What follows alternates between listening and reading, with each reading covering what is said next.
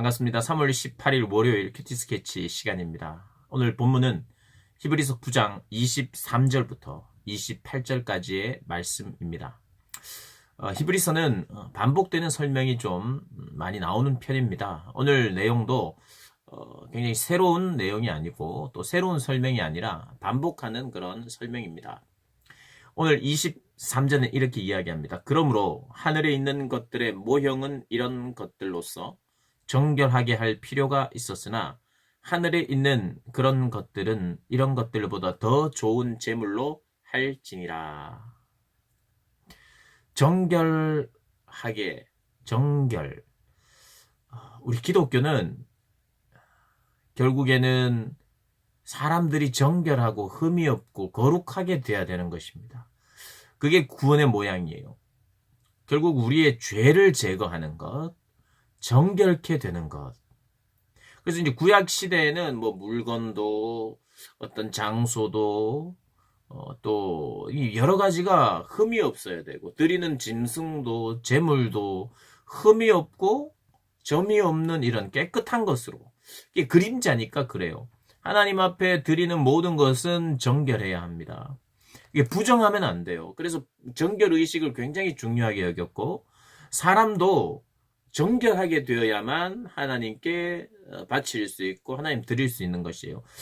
근데 이 정결하지 못하게 하는 것은 뭐냐? 죄입니다. 죄. 하나님과의 관계를 가로막는 죄. 이 죄가 우리 안에 있기 시작하면 우리가 정결하지 못해요. 그래서 정결하지 못하면 죄가 있으면 구원을 못 받죠. 결국에는 구원을 받는다는 것 역시도 우리를 정결하고 흠이 없도록 깨끗하게 만드는 것. 왜냐하면 하나님이 거룩하신 분이시기 때문에. 그래서 궁극적으로 우리가 계속해서 거룩해져야만 참된 구원의 관계 안으로 들어가는 것이에요. 그래서 우리가 성경 전체를 이해하면서 보면서 왜 이토록 정결해야 되고 죄를 회개해야 되고 깨끗해야 되고 뭐 이렇게 생각할 수가 있는데 그게 바로 구원의 모양입니다. 하나님은 우리를 거룩하게 하고 정결하게 하고 흠없게 하시는 분이세요. 그래서 정결하고 흠없이 살기를 원하시고 의롭고 선하게 살기를 원하세요. 그리고 하나님과 그런 선하신 분과 동행하면서 사는 것, 그게 우리가 이 땅의 삶의 어떤 면에서는 중요한 비전 중에 하나예요. 그래서 그것을 위해서 하나님은 이렇게 정결하게 할 그 재물도 정결하게 되고 우리도 정결해야 되고 그분의 피로로서 우리가 정결하게 되는 거예요. 거룩하고 흠이 없이 되는 게 우리의 목표여야 합니다.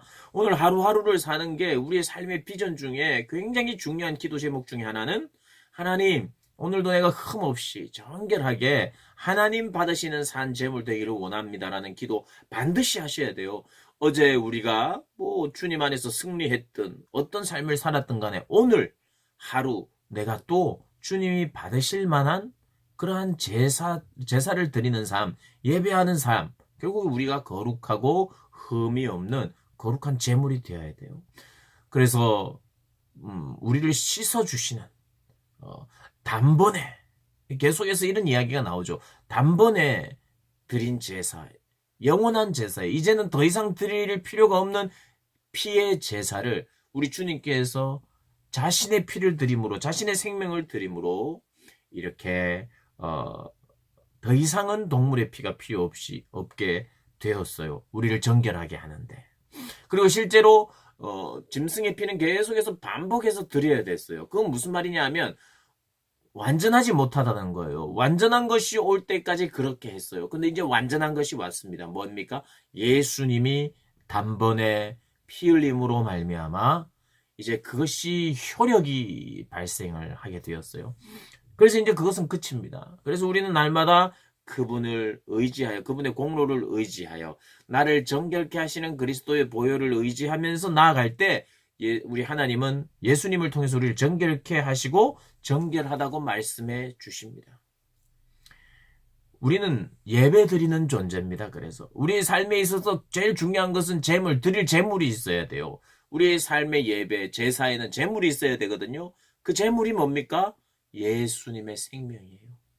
그러니까 우리가 날마다 예배 드려야 되는 존재인데 하나님 앞에 나아가야 되는 존재인데 예수님으로 말미암아 우리가 나아갈 수 있게 된 거죠. 우리의 삶의 가장 또 중요한 핵심은 예배 드리는 삶이에요. 우리를 받으시는 삶, 제사를 드릴 수 있어야 돼요. 그 제사, 그 제물은 하나님 흠이 없고 정결한 걸 받으시는데 우리로서는 정결할 수 없죠. 깨끗할 수 없죠. 죄로 물들어 있기 때문에. 근데 그 죄로 물들어 있는 우리를 깨끗게 하시는 그리스도로 인하여 하나님이 우리를 받으신다. 이런 내용의 제사라는 이 단어가 중요하고 또 거룩하고 흠없는 이런 단어가 굉장히 우리의 삶에 중요합니다. 정결하게 되는 것. 날마다 생각해야 되는 거예요. 우리가. 그것을 또 반복해서 설명했고요. 그러면서 이제 27절, 28절에 우리로 하여금 이런 생각을 하게 합니다. 너희는 끝을 생각하면서 살아야 된다. 끝이 오는데요. 끝이 있어요. 인류의 역사에 끝이 있어요. 그것은 바로 주님이 다시 오시는 거예요. 주님이 처음 오셨을 때 그분의 초림이라고 그럽니다. 초림. 우리 처음 오셨을 때 구원이 시작됐어요. 이미 구원이 시작이 됐어요. 근데 다시 오실 때 구원이 완성됩니다. 다시 오실 때는 심판이 있어요.